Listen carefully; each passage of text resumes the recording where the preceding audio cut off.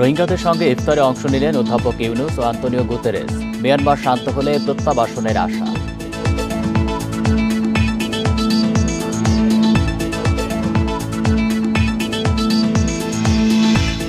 বাংলাদেশের সমুদ্র বন্দর ব্যবহারে উপকৃত হতে পারে ভারতের পূর্বাঞ্চলের 7 রাজ্য, কক্সবাজারে বললেন প্রধান উপদেষ্টা।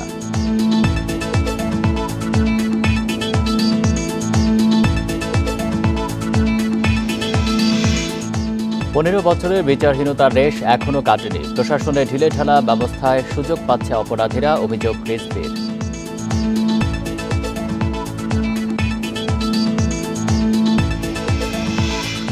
টাকা ছাপিয়ে আবারও ধার দিচ্ছে বাংলাদেশ ব্যাংক। ২৫০০ কোটি পাচ্ছে সোশ্যাল ও ফার্স্ট সিকিউরিটি ইসলামী ব্যাংক। স্বাগত সংবাদ সন্ধ্যায়, আপনাদের সাথে আছি আমি আলী আশরাফ। শুনছিলেন শিরোনাম, যাচ্ছি পুরো খবরে। মিয়ানমারের পরিস্থিতি এখনও অশান্ত, তাই ভবিষ্যতে উন্নতি হলে নিজ ভূমে ফিরে যেতে পারবেন রোহিঙ্গারা। দুপুর ২টার দিকে কক্সবাজারের উখিয়ার রোহিঙ্গা শিবির পরিদর্শনে গিয়ে এসব কথা বলেন জাতিসংঘ মহাসচিব আন্তোনিও গুতেরেস। এ ব্যাপারে আন্তর্জাতিক সম্প্রদায় সহায়তা করবে বলেও জানান তিনি। এ সময় বাংলাদেশ রোহিঙ্গাদের জন্য সুন্দর ব্যবস্থাপনা করেছে উল্লেখ করে প্রশংসা করেন গুতেরেস। রোহিঙ্গাদের জন্য সহায়তা বাড়াতে আন্তর্জাতিক সম্প্রদায়কে বলা হচ্ছে বলেও জানান জাতিসংঘ মহাসচিব। এ সময় রোহিঙ্গাদের জীবনমান উন্নয়নের জন্য ক্যাম্পের কি পরিবর্তন আনা যেতে পারে সে বিষয়ে জানতে চান আন্তোনিও গুতেরেস। এই ঈদে জামা জুতো অ্যাকসেসরিজের ডিসকাউন্ট।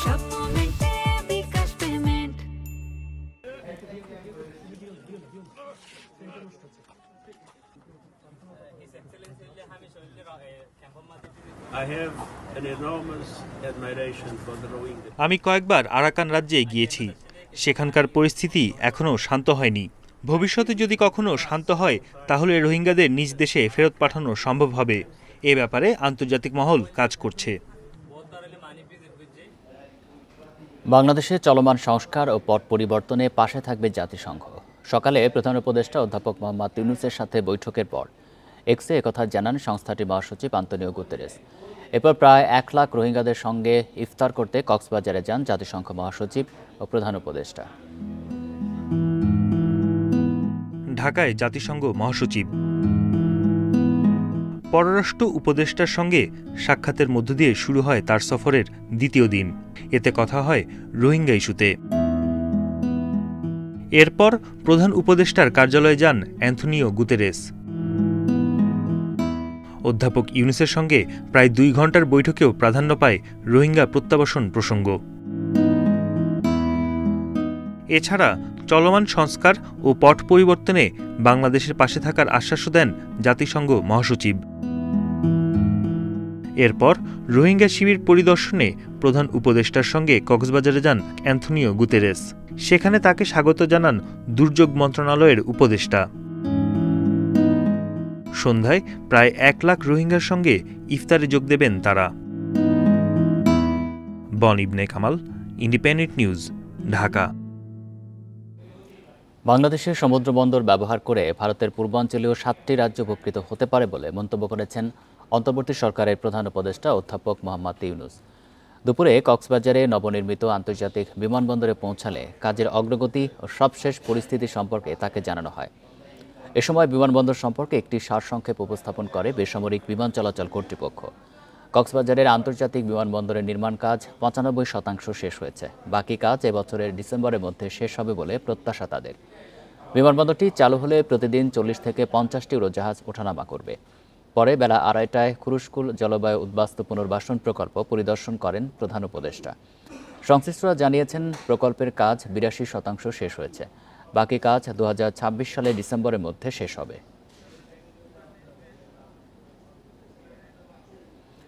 নারী শিশু নির্যাতন নিপীড়নের গত ১৫ বছরের রেশ এখনও বলবৎ আছে। এই অবস্থা অব্যাহত থাকলে গ্রহণযোগ্যতা হারাবে অন্তর্বর্তী সরকার, এমন মন্তব্য করেছেন বিএনপির সিনিয়র যুগ্ম মহাসচিব রুহুল কবির রিজভী। সকালে নয়াপল্টনে দলটির কেন্দ্রীয় কার্যালয়ে সংবাদ সম্মেলনে এসব কথা বলেন তিনি। অবিলম্বে আসিয়ার মৃত্যুর ঘটনায় সুষ্ঠু বিচার নিশ্চিত করার দাবি জানিয়ে তিনি অভিযোগ করেন, অন্তর্বর্তী সরকারের প্রশাসনের ঢিলেঢালা ব্যবস্থায় অপরাধীরা আশকারা পাচ্ছে, যার কারণে দিন দিন সমাজে নানা অপরাধের মাত্রাও বাড়ছে। রিজভির দাবি, বিগত ১৫ বছরের বিচারহীনতার রেশ এখনও কাটেনি, তাই যত দ্রুত সম্ভব দেশে শান্তি শৃঙ্খলা ফেরানোর জন্য সরকারের দৃষ্টি আকর্ষণ করেন তিনি। চেয়ারম্যান সার্বক্ষণিক কনসার্ন থেকেছেন, সব সময়ের জন্য আমাদের দলের এই অনাচারগুলোকে প্রতিষ্ঠিত করেছে বলেই নারীরা, শিশুরা কেউ রেহাই পায়নি। প্রিয় সাংবাদিক বন্ধুগণ, বর্তমান সময়ে নির্যাতিত আসিয়াকে ধর্ষণের পর মৃত্যুর বিষয়টি কোনো মতেই দেশবাসী মেনে নিতে পারছে না। বর্তমান শাসনকালে মানুষের প্রত্যাশা ছিল সারা জাতিতে তৃণমূলে অতি দ্রুত আইনের শাসন বলবৎ, কিন্তু প্রশাসনের শ্লথ ও ঢিলেঢালা আচরণের কারণে সমাজে দুষ্কৃতিকারীরা নানাভাবেই আশকারা পাচ্ছে। মাগুরায় ধর্ষণের শিকার হয়ে মারা যাওয়া আসিয়ার বাড়িতে চলছে শোকের মাতম। পুরো এলাকা জুড়েই শোকের ছায়া নেমে এসেছে। সকাল থেকেই বিভিন্ন রাজনৈতিক সংগঠন ও ব্যক্তিরা পরিবারটির খোঁজ নিতে আসেন। কেন্দ্রীয় মহিলা দলের সভাপতি আফরোজা আব্বাস পরিবারের স্বজনদের সাথে কথা বলে সহযোগিতার আশ্বাস দেন। সেই সাথে প্রয়োজনে আইন সংশোধন করে ফাঁসির দাবি জানান। এর জন্য যা কিছু করা লাগে আমরা করবো। আপনারা দেখেছেন, আপনারা শুনেছেন যে দেশনায়ক তারেক রহমান একটা আইন সেলফ করে দিয়েছেন, আইনজীবীদের একটা কমিটি করে দিয়েছেন। সেই আইনজীবীরা আইনি সহায়তা দেবে, আর হলো ওর সার্বিক সহযোগিতা দেশনায়ক তারেক রহমান করবেন এই আসিয়ার পরিবারের। আসিয়ার ধর্ষণকারীর বিচার ও নারীর প্রতি সহিংসতা বন্ধের দাবিতে বিভিন্ন স্থানে মানববন্ধন ও বিক্ষোভ হয়েছে। বরিশালে বেলা 11টার দিকে অশ্বিনী কুমার হলের সামনে সমাবেশ ও মানববন্ধন করে মহিলা পরিষদ। এ সময় নারীর প্রতি সহিংসতা বন্ধের দাবি জানান তারা। একই দাবিতে শহরে বিক্ষোভ মিছিল করে সমাজতান্ত্রিক মহিলা ফোরাম। চট্টগ্রামে জুমার নামাজ শেষে বিক্ষোভ মিছিল করে বাংলাদেশ ইসলামী ছাত্র সেনা। এ সময় আসিয়ার ধর্ষণের সাথে জড়িতদের দৃষ্টান্তমূলক শাস্তির দাবি জানানো হয়। চাঁদপুর শহরে বাসস্ট্যান্ড এলাকায় মানববন্ধন করে শিক্ষার্থীরা। এতে বিভিন্ন প্ল্যাকার্ড প্রদর্শন করে তারা। নড়াইলে মিছিল ও পথসভা করে মুসল্লিরা। নাটোরে ধর্ষকের ফাঁসির দাবিতে সমাবেশ করেছে বৈষম্য বিরোধী ছাত্র আন্দোলন। বিক্ষোভ মিছিল হয়েছে ফরিদপুর, হবিগঞ্জে।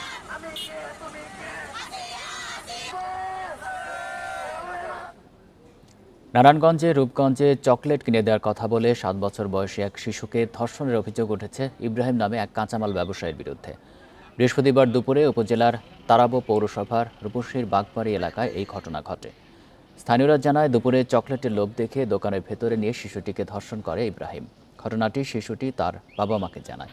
পরে শিশুটির বাবা মাকে ভয়ভীতি দেখিয়ে 5,000 টাকার বিনিময়ে ঘটনা ধামাচাপা দেওয়ার চেষ্টা করেন বাড়ির মালিক তানসেন ও রুবেল সহ কয়েকজন। বিষয়টি জানতে পেরে রাত 9টার দিকে জড়িতদের শাস্তির দাবিতে বিক্ষোভ করেন স্থানীয়রা। পরে পুলিশ ও উপজেলা প্রশাসনের কর্মকর্তারা গিয়ে শিশুটিকে উদ্ধার করে ঢাকা মেডিকেল কলেজ হাসপাতালে পাঠায়। পাশাপাশি জড়িতদের দ্রুত গ্রেপ্তারের আশ্বাস দিলে পরিস্থিতি স্বাভাবিক হয়।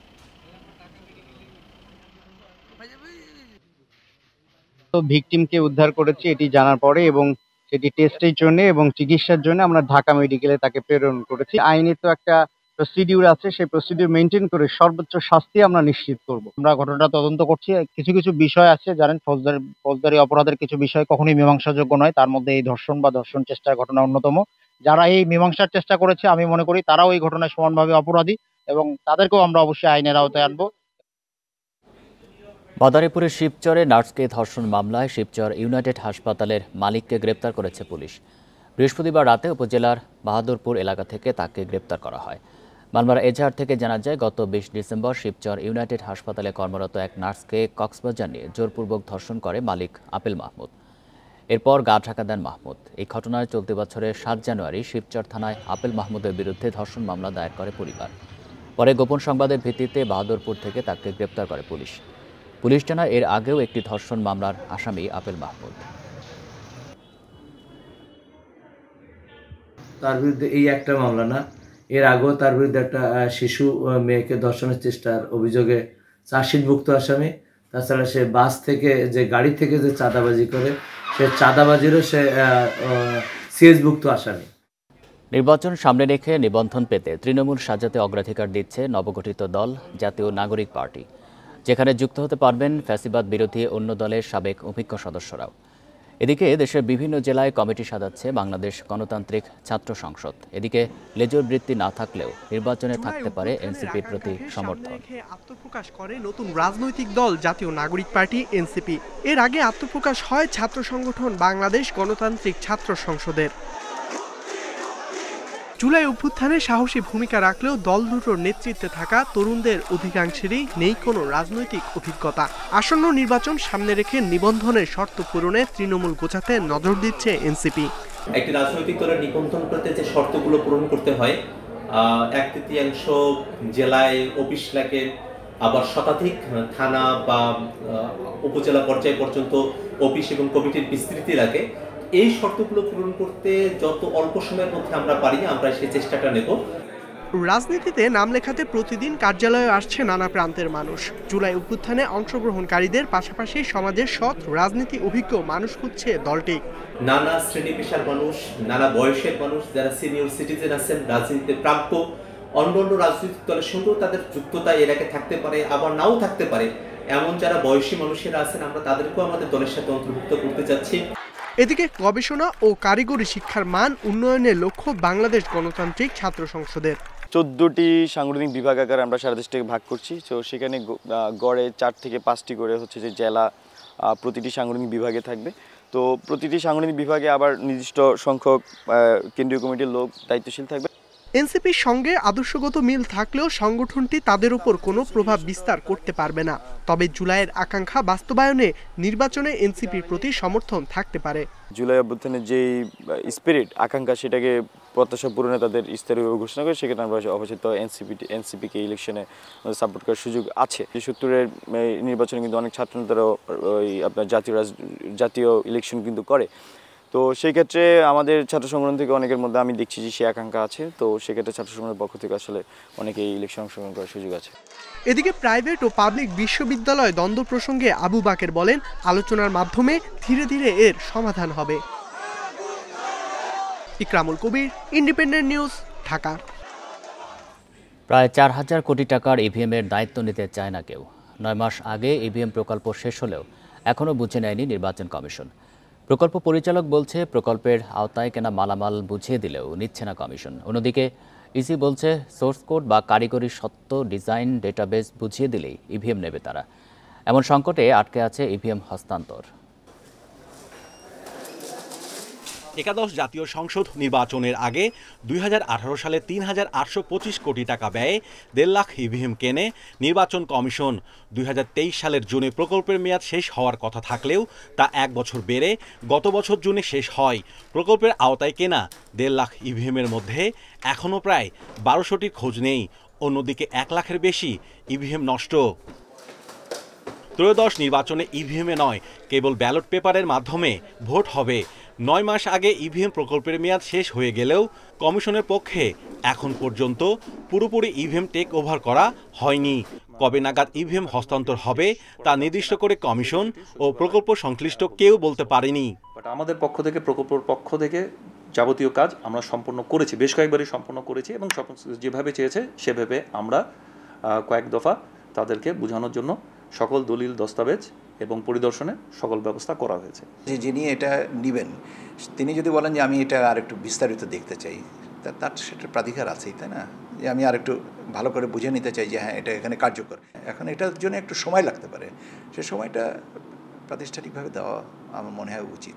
প্রকল্প ডিজাইনে দুর্বলতা ছিল বলে মনে করছে সংশ্লিষ্টরা। অন্যদিকে কমিশন বলছে ইভিএমের কারিগরি বিষয় বুঝে না পেয়ে হস্তান্তরে দেরি হচ্ছে। এখন সোর্স কোডটা যদি আমি না জানি বা ওই মেশিনের সাথে যেটা কম্প্যাটেবিলিটি যদি না জানি, তাহলে যদি ভবিষ্যতে কখনো এটা ব্যবহার করার কথা আসে, যে কটাই থাকুক, বা পরবর্তীতে ডিসপোজালের ক্ষেত্রে ওই জিনিসটার প্রয়োজন আছে। যে এখন সোর্স কোড বোঝার বিষয় সেটা আমাদের প্রকল্পের স্কোপের বাইরে। প্রকল্প সেভাবে ডিজাইন হয়নি যে সোর্স কোডের যে ডেভেলপ, বিল্ড ইত্যাদি নিয়ে এগুলো কাজ করার মতো করে প্রকল্পটি তৈরি হয়নি। যেহেতু এটা তৈরি হয়নি, তো সেই বিষয়টা আমাদের প্রকল্পের পক্ষে বোঝানো সম্ভব না। প্রকল্প যেভাবে ডিজাইন করা হয়েছে, প্রকল্প যেভাবে প্রস্তুত করা হয়েছে, এটা যেভাবে সমাপ্ত করা হয়েছে সেই অনুযায়ী সকল কিছুই দিয়ে দেওয়া হয়েছে।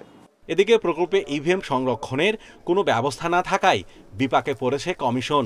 অন্যদিকে ইভিএম সংরক্ষণ বাবদ বিএমটিএফ এর কাছে দেনা বাড়ছে ইসির। ইভিএমের মাধ্যমে রাষ্ট্রের প্রায় 4000 কোটি টাকা নষ্ট করেছে নির্বাচন কমিশন। অযত্নে অবহেলায় বেশিরভাগ ইভিএম নষ্ট ও হদিস মিলছে না। এমন অবস্থায় হস্তান্তর নিয়ে জটিলতার মধ্যে ভবিষ্যতে ইভিএম নিয়ে কি করা হবে খোদ জানে না নির্বাচন commission. Mahmudul Hasan, independent News, Dhaka. টাকা ছাপিয়ে আবারও ধার দিচ্ছে বাংলাদেশ ব্যাংক। সোশ্যাল ইসলামী ব্যাংক ও ফার্স্ট সিকিউরিটি ইসলামী ব্যাংকে দেওয়া হবে আরও 2,500 কোটি টাকা। এর মধ্যে সোশ্যাল ইসলামী ব্যাংকে 1,500 এবং ফার্স্ট সিকিউরিটি ইসলামী ব্যাংকে 1,000 কোটি টাকা তারল্য সহায়তা দেওয়া হবে। এর আগে গত নভেম্বরে 6টি ব্যাংকে 22,500 কোটি টাকা ঋণ দেওয়া হয়। পরে জানুয়ারিতে আরও 4,910 কোটি টাকা দেওয়া হয়। সব মিলিয়ে 5 আগস্টের পর থেকে দুর্বল ব্যাংকগুলোতে 29,410 কোটি টাকা ছাপিয়ে ঋণ দিয়েছে কেন্দ্রীয় ব্যাংক। এদিকে ব্যাংকগুলোকে তারল্য সহায়তা দেওয়ায় মূল্যস্ফীতিতে যেন ব্যাপক মাত্রায় প্রভাব না পড়ে সেজন্য ট্রেজারি বিল ও বন্ডের পাশাপাশি বিলের মাধ্যমে বাজার থেকে উদ্বৃত্ত টাকা তুলে নিচ্ছে কেন্দ্রীয় ব্যাংক। এবার ইফতার বাজারের খবর।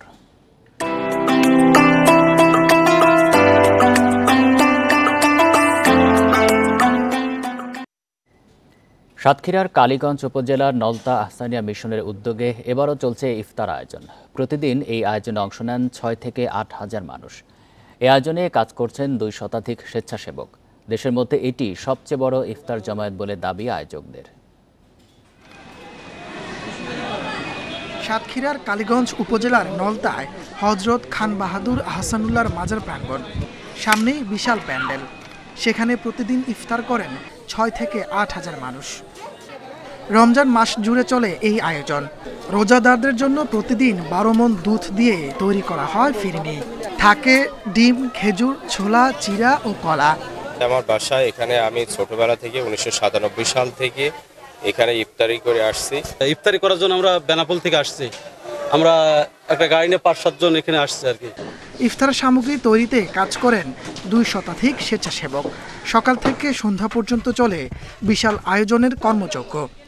সিঙ্গাড়ায় 6,000 আর ফিন্নি, ডিম, কলা, সিঙ্গাড়া আর হচ্ছে সুজি, ছোলা। আমরা কাজ করি স্বেচ্ছায়, অল্প মজুরিতে, শুধুমাত্র সোয়াবের আশায়। আমরা অন্য জায়গার থেকে কাজ বাদ দিয়ে এখানে এসে কাজ করি। প্রতিদিনের ইফতার আয়োজনে খরচ হয় অন্তত 3.5 লাখ টাকা। দেশ বিদেশের ভক্তরা এসব খরচ বহন করেন বলে জানান আয়োজকরা। হযরত মুর্শিদ মাওলানা রহমাতুল্লাহর ভক্ত এবং আশিকান যারা দেশ বা দেশের বাইরে অবস্থান করতেন, সকলে মিলে এই ইফতারের অর্থ বহন করা হয়। 1950 সাল থেকে মাজার প্রাঙ্গণে স্বল্প পরিসরে চালু করা হয় এই আয়োজন। সময়ের সাথে ধীরে ধীরে বেড়েছে অংশগ্রহণকারী ও আয়োজনের পরিধি। Independent news. শুক্রবার ছুটির দিনে শুরু হলো ঈদযাত্রার আনুষ্ঠানিকতা। শুরু হলো ঈদে বাড়ি ফেরায় বাস ট্রেনের আগাম টিকিট বিক্রি। এবারও রেলের টিকিট শতভাগই দেওয়া হচ্ছে অনলাইনে। 24 মার্চের টিকিট মিলেছে আজ। নগরীর টার্মিনালগুলোতে বাসের আগাম টিকিটের জন্য ছিল যাত্রীর ভিড়।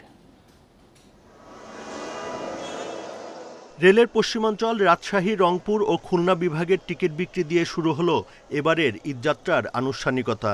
অন্যদিকে পূর্বাঞ্চলের ঢাকা, চট্টগ্রাম, সিলেট ও ময়মনসিংহের যাত্রীরা টিকিট পায় দুপুর 2টা থেকে। 24 মার্চের আন্তনগর ট্রেনের টিকিট বিক্রি হয়েছে শুক্রবার। এরপর পর্যায়ক্রমে 15 থেকে 20 মার্চ দেয়া হবে 25 থেকে 30 মার্চের টিকিট। আর ফিরতি যাত্রার আন্তনগর ট্রেনের টিকিট পাওয়া যাবে 24 মার্চ। আন্তনগর মেইল ও বিশেষ সহ প্রতিদিন 56,000 যাত্রী গন্তব্যে যাবেন 77টি ট্রেনে। এরই মধ্যে টিকিটের কালোবাজারি বন্ধে নানা উদ্যোগ নিয়েছে রেলওয়ে। 43টা আন্তনগর ট্রেনের বিপরীতে 33,257টা আসন থাকে এবং সেই আসন বিক্রি করা হয়। এখন সেই ঈদ যাত্রাও আমরা সেই আসনগুলো বিক্রি করব। ট্রেনের পাশাপাশি সকাল থেকে চলছে বাসের আগাম টিকিট বিক্রি। সেজন্য নগরীর টার্মিনালগুলোতে আসছেন যাত্রীরা। বিক্রিও ভালো। পরিবেশের সাথে ঈদ করতে হবে, তো টিকিটটা অবশ্যই দরকার, যেহেতু ট্রেনে অনেক ঝামেলা হয়। এই জন্য আমরা আসলে অগ্রিম টিকিট কাটার জন্য আসছি। পরে টিকিট পাওয়া যায় কি না সেজন্য অগ্রিম কাটলে আমাদের সুবিধা হয়, সেজন্য অগ্রিম কাটতে আছি। 25 তারিখে ঈদের অ্যাডভান্স টিকিট দিচ্ছি। বিআরটির ভাড়া অনুযায়ী আমরা বিআরটির অনুমোদন হিসাবে আমরা ভাড়া নিচ্ছি এবং লোকজনের কিছুটা মোটামুটি চাপ আছে। এদিকে বাড়তি ভাড়া আদায় বন্ধে টার্মিনালগুলোয় থাকছে মন্ত্রণালয়ের পর্যবেক্ষক দল। কোনো অভিযোগ পেলে সঙ্গে সঙ্গেই নেওয়া হবে ব্যবস্থা। Buddhadeb Kundu, independent News, Dhaka. দেশের বিভিন্ন জেলায় সনাতন ধর্মাবলম্বীদের অন্যতম ধর্মীয় উৎসব দোলযাত্রা অনুষ্ঠিত হয়েছে। রং ও আবির খেলায় মেতে ওঠে নানা বয়সী মানুষ। আয়োজন করা হয় গ্রামীণ মেলার। বিভিন্ন মন্দিরে দেশ ও জাতির কল্যাণ ও সমৃদ্ধি কামনায় প্রার্থনা করা হয়। দোল পূর্ণিমা উপলক্ষে গোপালগঞ্জের বিভিন্ন মন্দির ও বাসাবাড়িতে পূজা, প্রসাদ বিতরণ সহ নানা ধর্মীয় অনুষ্ঠানের আয়োজন করা হয়। ঢাকের বাদ্য, শঙ্খধ্বনি, উলুধ্বনি ও ঘণ্টার ধ্বনিতে মুখর মন্দির প্রাঙ্গণ। নেত্রকোনায় দিনব্যাপী হোলি উৎসবে নানা পণ্যের পসরা সাজিয়ে বসেছেন শতাধিক দোকান। মেলায় মুড়ি, মুরকি সহ নানা মিষ্টান্ন বেচাকেনা হয়। মেলাটাও সুন্দর হয়, মানুষের মুখে শুনছি অনেক সুন্দর হয়। মা কালীর পূজা, এই লেগে আমি আসছি। ফিলিংস অসাধারণ, ওটার আসলে বলার ভাষা নেই। আমরা ছোটো থেকেই এখানে আসি।